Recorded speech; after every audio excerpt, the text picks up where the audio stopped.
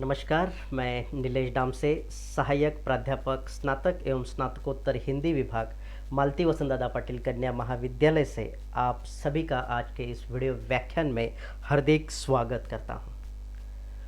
तो आज इस वीडियो व्याख्यान में हम अपने शिवाजी विश्वविद्यालय कोल्हापुर के बीए भाग 3 का पाठ्यक्रम एवं प्रश्न पत्र के स्वरूप की चर्चा इस वीडियो व्याख्यान के माध्यम से करेंगे।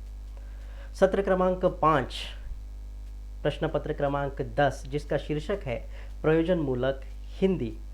प्रयोजनमूलक हिंदी इस प्रश्न पत्र के अध्ययन के पश्चात हिंदी में कार्य करने की रुचि आप में विकसित हो जाएगी। साथ ही प्रयोजनमूलक हिंदी इस प्रश्न पत्र के अध्ययन के पश्चात रोजगार उन्मुख शिक्षा एवं कौशल्य आपको प्राप्त होगा। पारिभाषिक शब्दावली किसे कहते हैं, पारिभाषिक शब्दावली क्या है, इसका परिचय आपको इस प्रश्न पत्र के अध्ययन के पश्चात होगा। सरकारी कार्यालयों में जो पत्राचार चलता है उसका स्वरूप कैसे होता है, इसका परिचय भी प्रयोजनमूलक हिंदी इस प्रश्न पत्र के अध्ययन के पश्चात आप प्राप्त करेंगे।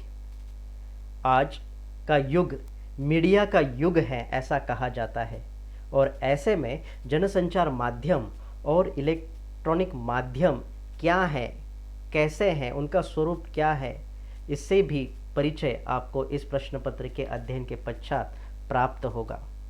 और अंततः हिंदी भाषा में कौन कौन से रोजगार उपलब्ध हैं, हिंदी भाषा के अध्ययन के पश्चात कौन कौन से रोजगार उपलब्ध हैं, यह जानकारी आपको प्राप्त होगी। और रोजगार परक हिंदी की उपयोगिता आप प्रयोजनमूलक हिंदी इस प्रश्न पत्र के अध्ययन के पश्चात प्राप्त करेंगे, ऐसा मुझे विश्वास है। तो आइए अब बात करते हैं प्रयोजनमूलक हिंदी इस प्रश्न पत्र के पाठ्यक्रम की। तो प्रयोजनमूलक हिंदी इस प्रश्न पत्र को हम 4 इकाइयों के अंतर्गत पढ़ेंगे। इसमें इकाई क्रमांक 1 जो होगी वह पारिभाषिक शब्दावली की होगी।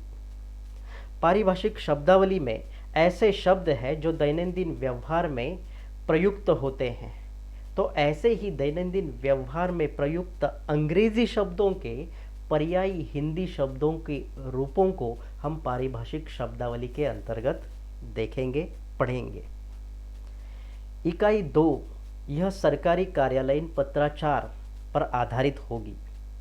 इस इकाई के अंतर्गत हम सरकारी कार्यालयों में प्रयुक्त होने वाले कार्यालय ज्ञापन, परिपत्रक, कार्यालय आदेश, सूचना, अनुस्मारक पत्र, इन पत्रों के स्वरूपों से परिचित होंगे। इसका अध्ययन हम इस इकाई के अंतर्गत करेंगे। बीए स्नातक होने के पश्चात बीए हिंदी के द्वारा रोजगार के कौन कौन से अवसर उपलब्ध हैं, हिंदी भाषा और रोजगार के अवसर, यह इकाई क्रमांक 3 के माध्यम से हम पढ़ेंगे। हिंदी भाषा के द्वारा रेडियो के क्षेत्र में, विज्ञापन के क्षेत्र में, अनुवाद के क्षेत्र में कैसे और कौन कौन से रोजगार उपलब्ध हैं, इसका अध्ययन हम इस इकाई के अंतर्गत करेंगे। साथ ही पत्रकारिता और फिल्म के क्षेत्र में भी हिंदी भाषा के माध्यम से रोजगार के कौन कौन से अवसर उपलब्ध हैं, इसका अध्ययन भी हम इस इकाई क्रमांक 3 के अध्ययन में करेंगे। इकाई क्रमांक 4 जो होगी वह समाचार लेखन की होगी, अर्थात समाचार किस प्रकार लिखे जाते हैं, यह हम इस इकाई के अंतर्गत पढ़ेंगे। इसमें सबसे पहले हम महाविद्यालयीन समारोह का समाचार लेखन सीखेंगे। इसके बाद सामाजिक समारोह का समाचार लेखन हम सीखेंगे। उसके बाद हम प्राकृतिक आपदाओं का समाचार किस प्रकार लिखा जाता है यह सीखेंगे। और अंततः किसी दुर्घटना का समाचार लेखन किस प्रकार किया जाता है, यह हम इस समाचार लेखन इस इकाई क्रमांक 4 के अंतर्गत पढ़ेंगे। तो इस प्रकार सत्र क्रमांक 5 के लिए प्रयोजन मूलक हिंदी इस प्रश्न पत्र का अध्ययन हमें इस पाठ्यक्रम के साथ इन 4 इकाइयों के अंतर्गत करना है। अब हम बात करते हैं कि प्रयोजन मूलक हिंदी का प्रश्न पत्र स्वरूप कैसा होगा, प्रश्न पत्र परीक्षा के लिए कैसा होगा। तो प्रयोजन मूलक हिंदी का जो प्रश्न पत्र होगा वह 4 प्रश्नों के लिए आपको परीक्षा के लिए होगा। प्रश्न क्रमांक 1 पारिभाषिक शब्दावली पर आधारित 10 वस्तुनिष्ठ प्रश्नों का प्रश्न होगा और जिसके लिए अंक निर्धारित होंगे 10। प्रश्न दूसरा जो होगा वह इकाई क्रमांक 2 पर आधारित लघुत्तरीय प्रश्न के रूप में होगा, जहां आपको 3 में से 2 प्रश्न लिखने होंगे और इसके लिए भी अंक निर्धारित होंगे 10। प्रश्न तीसरा इकाई क्रमांक 3 पर टिप्पणियों के रूप में होगा। यहाँ आपको 3 में से 2 टिप्पणियां लिखनी है, इसके लिए भी अंक निर्धारित होंगे 10।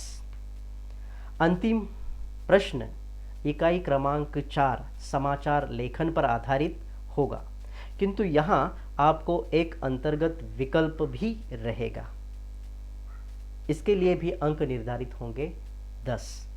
तो इस प्रकार से सत्र क्रमांक 5 के लिए परीक्षा में आपको 40 अंक का प्रयोजन मूलक हिंदी यह प्रश्न पत्र होगा और साथ ही आपको एक 10 अंकों का सेमिनार देना होगा।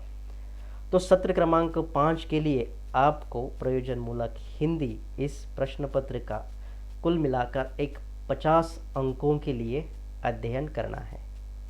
आशा है इस वीडियो व्याख्यान के माध्यम से आप सत्र क्रमांक 5 के अपने प्रयोजन मूलक हिंदी इस प्रश्न पत्र के पाठ्यक्रम से तथा प्रश्न पत्र के स्वरूप एवं अंक विभाजन से परिचित हो गए होंगे।